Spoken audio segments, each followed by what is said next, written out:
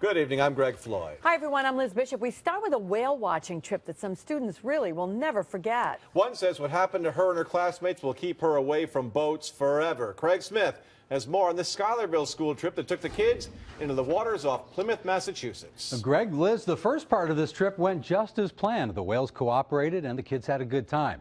But students described the return trip back to shore much differently. It was awful.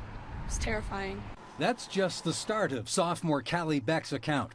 The CBS 6 newsroom received a message that's not confirmed regarding a falling soda machine and the whale-watching vessel being pitched severely. It was so scary. People were flying across the boat, people puking, passing out. Beck says a rogue wave slammed into the boat. Her friend says it was two waves that made the boat tip, with some students getting hit on the head and knocked unconscious, others, she says, with broken bones. It was disgusting because there was puke everywhere, and it was actually pretty scary. School principal Matthew Sickles says a chaperone alerted him to the rough seas around 5 o'clock.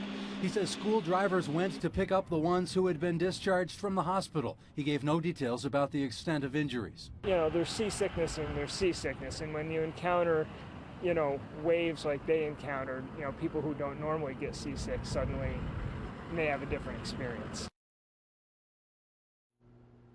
The school principal told CBS 6 most of the students came back on a bus and were home around midnight as planned. He described the worst part of the whale watching trip as being pretty traumatic. Greg?